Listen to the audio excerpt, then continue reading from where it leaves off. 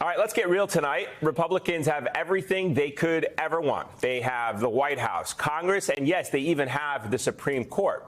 So why are they running away from the American voters, the very people who gave them all of that power?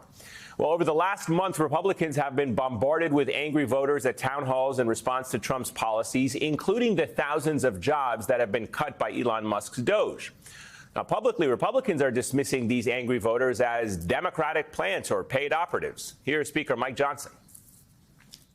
The problem is they're being ambushed right now by what are some, in many cases, paid protesters. You've got George Soros-funded groups. They're very well organized. They fill all the seats. And so the actual constituents of these Republican members can't actually make it into the arenas. Yeah, President Trump has also joined that chorus, basically claiming on his knockoff social media site that demonstrators are paid troublemakers. Of course, there has been no evidence to support this claim as of yet. And privately, however, Republicans are freaking out. That same Mike Johnson, who dismissed these protesters, has been encouraging Republican lawmakers to actually skip town and skip town halls that are populated with angry voters. GOP Congressman Richard Hudson, who chairs the NRCC, went further, telling Republicans to stop having in-person town halls altogether. Hudson grimly compared this current situation to 2017, when Republicans were confronted by angry voters at town halls over their attempts to repeal and replace the widely popular Affordable Care Act.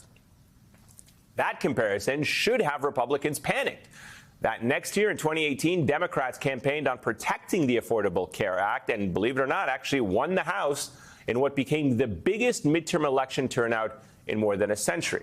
Ironically, Republicans now find themselves in the same position as Democrats were back in 2009. Back then, Democrats were the ones facing angry constituents at town halls due to backlash over Obamacare. Here's how the Obama administration responded to those town hall protests at the time, and ask yourself if this sounds familiar. Is it your contention, is it the White House contention, that the anger that some members of Congress are experiencing at town hall meetings, especially over health care reform, is manufactured? Is that? I think some of it is, yes. They've bragged about manufacturing to some degree that anger. Now, to quote Michael Scott from The Office, how the tables have turned. Republicans won the election in part by appealing to working-class voters that felt abandoned by the Democratic Party. Those same Republicans are now running from the very working-class voters they promised to protect. Democrats, meanwhile, are smelling blood in the water and are taking advantage. Vermont Senator Bernie Sanders has been leading that charge, holding what he calls a fight oligarchy tour across the country. Sanders has been able to do something no one else has. He's been able to mobilize people in the dead middle of winter in both remote areas and packed arenas, railing against Trump and Musk's corruption. And finally, Democrats are following Sanders' lead. Here's what Congressman Robert Garcia of California said just last night on this program.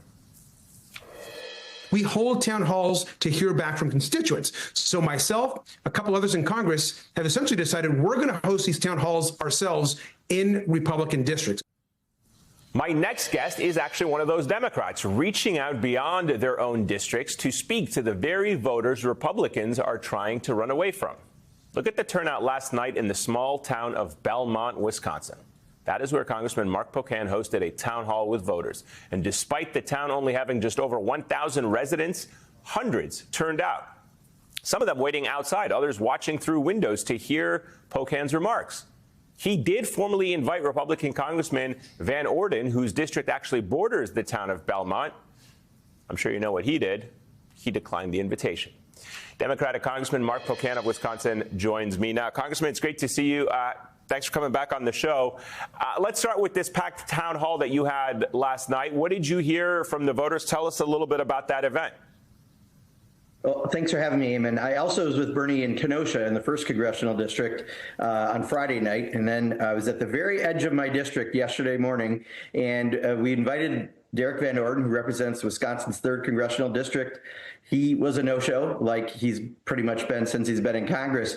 But people are pissed. They're very concerned about cuts to Medicaid in particular. They're worried about cuts that are going to happen through the Supplemental Nutrition Assistance Program.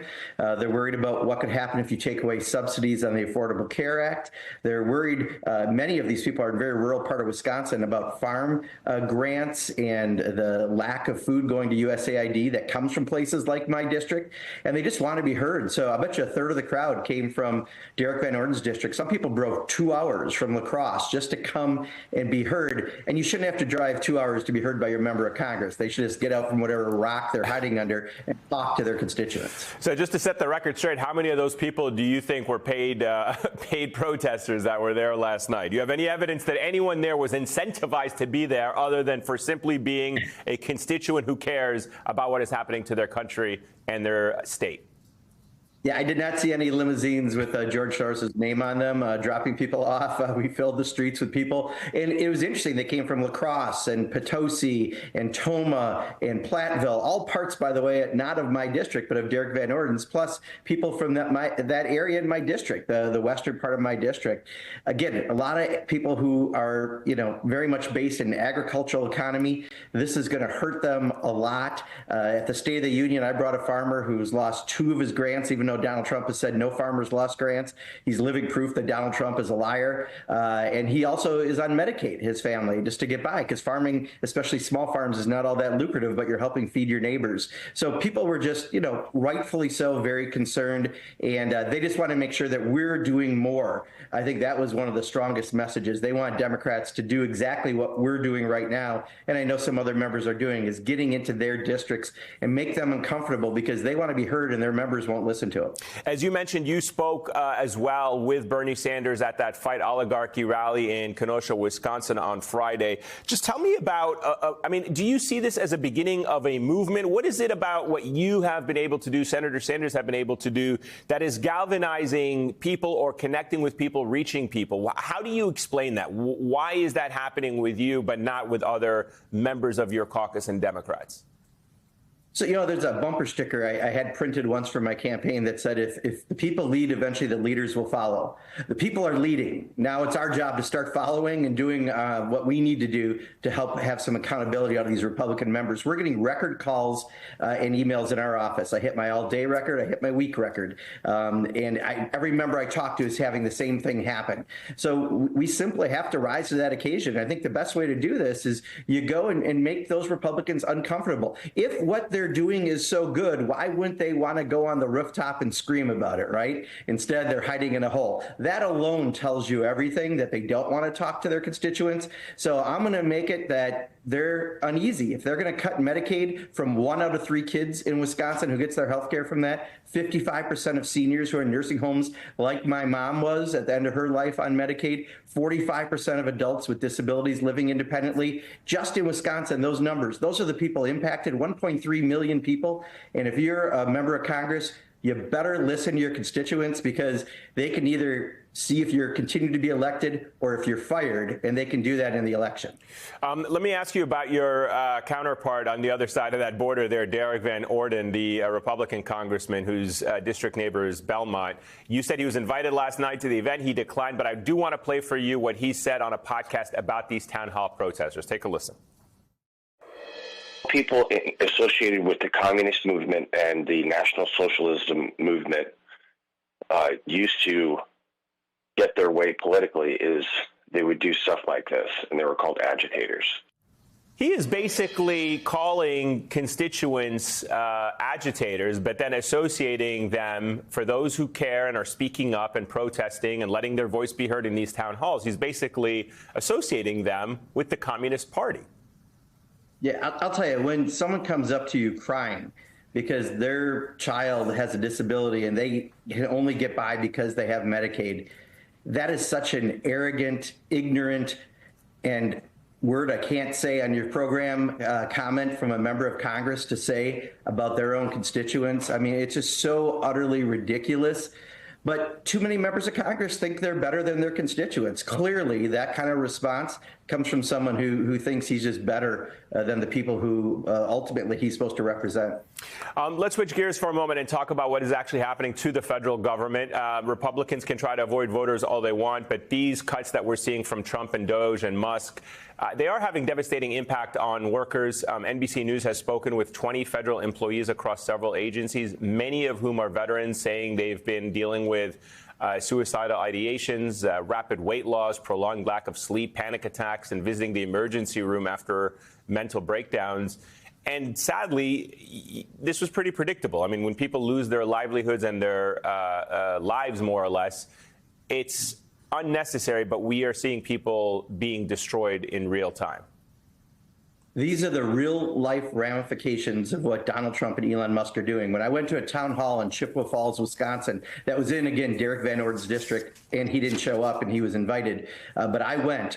And at the very end of 90 minutes of listening to about 75 farmers who all had stories like Emmett Fisher, the farmer that I brought to the State of the Union, about funds that were frozen and problems over Medicare and other grants that were frozen. At the very end, they told about someone who works for one of the agencies that works with farmers in that part of the state, and that they were one of the casualties of Elon Musk's firing.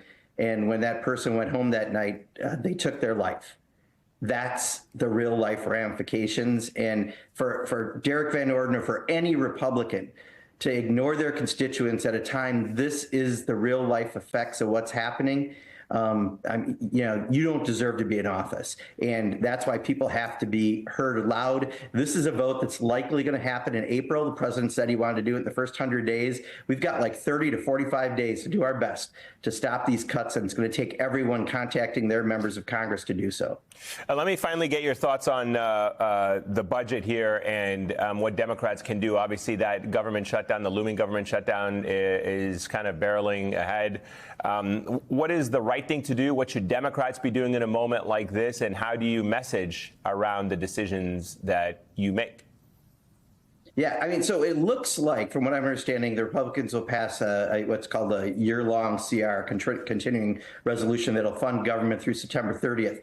But by doing that, one of the secrets that I'm understanding out of this process is that means you don't have directives directly from Congress, which makes it a little easier for Elon Musk and Donald Trump to keep doing what they're doing and stealing funds from the middle class and those aspiring to be in the middle class and putting them towards that $4.5 trillion for a tax break for Donald Trump and Elon Musk. So this is just a setup to continue to take programs away from the middle class and to fund a giant tax cut. So I hope Democrats do not look at this as something, often we're the responsible ones, want to keep the government open. Yeah. We're not in charge, the Republicans are, but this bill is anything but responsible.